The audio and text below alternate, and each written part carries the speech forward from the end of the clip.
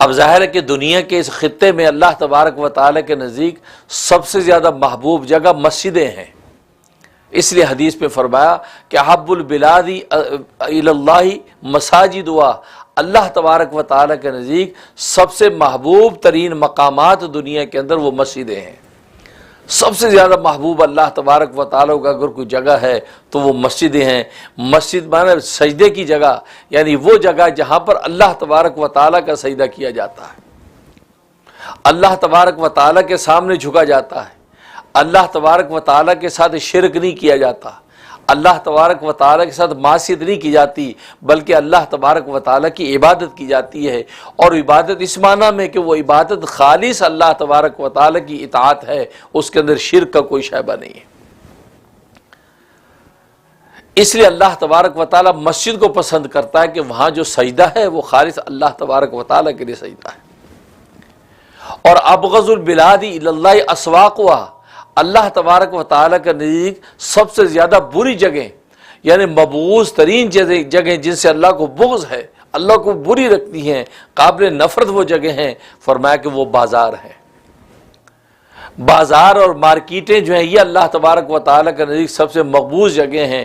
مقبوض اس لیے کہ وہ معصیت کی آماج گاہ ہیں، وہاں جھوٹ بھی ہے، وہاں فریب بھی ہے، وہاں ظلم بھی ہے، وہاں زیادتی بھی ہے، وہاں چوری چکاری بھی ہے۔ گویا کہ معصیت کی جتنے راستے ہیں وہ سارے کے سارے اس بازاروں کے اندر ہوتے ہیں۔ سودا بیچنے والے اپنے سودوں کو بیچنے کے لیے ملاوٹ بھی کرتے ہیں،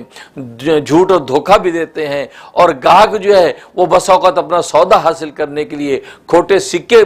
دے کر اپنا مال بھی حاصل کرنے کی کوشش کرتے ہیں، جیب کترے جیب بھی کاٹتے ہیں۔ گویا کہ پوری وہ بازار کی جو کیفیت ہے وہ گناہوں کے اندر اٹی ہوئی ہے، اور اللہ تبارک و تعالیٰ کو ایسی چیز سے نفرت ہے، اس لیے اللہ تبارک و تعالیٰ کے نزدیک بازار سب سے بری جگہ ہے۔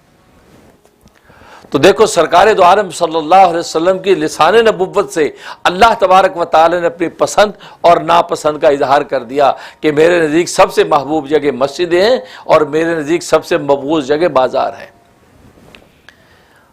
اور ظاہر ایک درجہ بدرجہ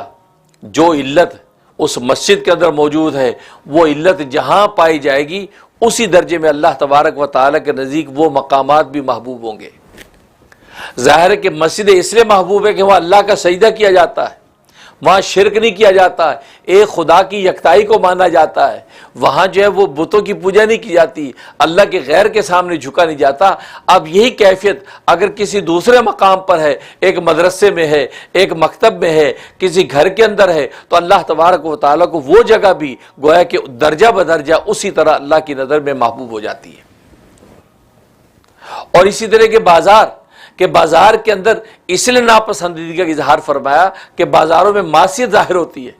وہاں جھوٹ فریب اور جو ظلم و ستم وہاں ظاہر ہوتا ہے۔ بالکل یہی علت اگر کسی دوسرے مقام کے اندر بھی موجود ہوگی تو اللہ تبارک و تعالیٰ کے نزدیک درجہ بدرجہ وہ چیز بھی اسی طرح مبغوض اور بری ہوگی۔ اگر کسی مقدس جگہ پر کوئی چوری کرتا ہے، ویسے تو چوری ہے، لیکن اگر کوئی بیت اللہ کے اندر چوری کرتا ہے، بیت اللہ کے اندر جیب کاٹتا ہے،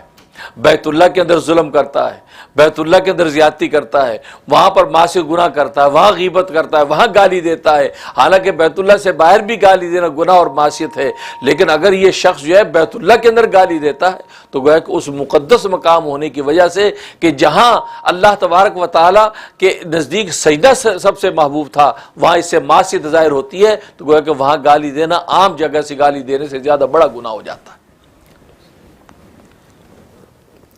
تو اس لیے اللہ تبارک و تعالیٰ قرآن کریم میں جا بجا اپنی ان چیزوں کا اظہار کرتا ہے کہ مجھے کیا محبوب، کیا مبغوض، کیا اچھا، کیا برا۔ اس لیے فرمایا، اور یہ یہود و نصارہ، یہ کفار و مشرکین،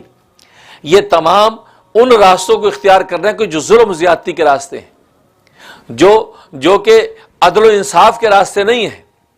عدل و انصاف کے ذریعے سے دنیا کا نظام قائم ہوتا ہے، اللہ تبارک و تعالیٰ کا دستور جو ہے وہ حاوی ہوتا ہے، لیکن یہ ظلم کا راستہ اختیار کرتے ہیں تو اللہ تبارک و تعالیٰ فوراً ان کے ظلم کو ظاہر فرماتے ہیں۔ چنانچہ یہ لوگ چونکہ مسجد میں جانے سے روکتے ہیں،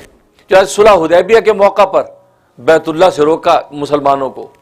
بیت اللہ میں داخل ہونے سے روکا، اللہ کے گھر سے روکا، تو اللہ تبارک و تعالیٰ فرما دیا ومن اظلم،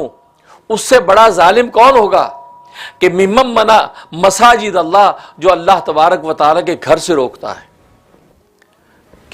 کس طرح روکتا ہے؟ ان یذکر فیہ اسمہ، کہ اللہ کے گھر میں اللہ کا ذکر کیا جائے۔ گھر اللہ کا ہے اور اللہ کے گھر میں اللہ کا ذکر نہ کرنے دے، تو اس سے بڑا ظلم کیا ہوگا؟ فرمایا کہ یہ ایک ظلم کرتے ہیں۔ وصافی خرابیہ، نہ صرف یہ کہ وہاں ذکر اللہ کا نہیں کرنے دیتے بلکہ اس کو ویران کرنے کی کوشش کرتے ہیں۔ ظاہر ہے جب سرکار دو عالم صلی اللہ علیہ وسلم کو صلح حدیبیہ کے موقع پر روک لیا گیا اور بیت اللہ کا طواف نہ کرنے دیا گیا، تو اس وقت یہ آیات نازل ہو گئیں اور اللہ تبارک و تعالی نے شکوہ بیان کیا کہ یہ اہل مکہ جو ہے، جو بظاہر یہ بیت اللہ کی تعظیم کرتے ہیں، بظاہر یہ اللہ تبارک و تعالیٰ کو بڑا معبود سمجھتے ہیں اور یہ بتوں کو چھوٹا معبود سمجھتے ہیں، اس بڑے معبود کے سامنے جھکنے کے لیے جو رسول اللہ آئے ہیں، اپنے صحابہ کو لے کے آئے، لیکن کیسے ظالم ہیں، انہوں نے رسول اللہ کو عمرہ کرنے سے روک دیا، اس اللہ کے گھر میں اللہ کا نام بلند کرنے سے روک دیا ہے۔ لہذا ان سے بڑا ظالم کون ہوگا؟ یہ سب سے بڑے ظالم ہیں۔ یہ اللہ نے فوراً شکایت کی، وصافی خرابیہ، اور ظاہر ہے کہ جب اللہ تبارک و تعالیٰ کا ذکر نہیں ہوگا، اللہ کے گھر میں اللہ کا نام بلند نہیں ہو رہا، تو ظاہر ہے کہ وہ روکنا گویا کہ اس گھر کو ویران کرنا ہے، کہ جس گھر میں اللہ کا ذکر نہیں تو گھر ویران ہے۔ اس سے وصافی خرابیہ، گویا کہ اس گھر کو ویران کر رہے ہیں۔ اور ایک تفسیر یہ کہ یہ جب وہ یہود کو، اہل یہود کو جب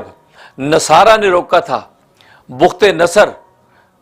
نصر جو بابلی، اس کی مدد لے کر ایک شخص نے جو رومیوں نے وہ جو اہل یہود کو جو ہے وہ بیت المقدس کے اندر عبادت کرنے سے روکا، بیت المقدس سے ان کو نکال دیا، ان کو وہاں سے مارا پیٹا، تو ظاہر ہے کہ اس وقت بیت المقدس ان کا قبلہ تھا اور یہود اس وقت اپنے زمانے میں حق پر تھے، تو وہ رومی مشرکوں نے وہاں پر ان کو جب روکا تو اللہ تبارک و تعالیٰ نے شکایت کی ان نصارہ کی، جو نصارہ آج رسول اللہ کے مقابلے میں آ کر یہ کہتے ہیں کہ ہم حق پر ہیں اور ہم جو ہے عیسیٰ کو بیٹا مانتے ہیں اور ہم عیسیٰ کو بیٹا ماننے میں نجات ہے۔ ان کی تاریخ تو یہ ہے کہ انہوں نے ان یہود کو جو اپنے وقت میں جو اہل ایمان تھے اور سچے تھے، ان کو اللہ کے گھر میں داخل ہونے سے روکا تھا۔ یہ تو بڑے ظالم ہیں،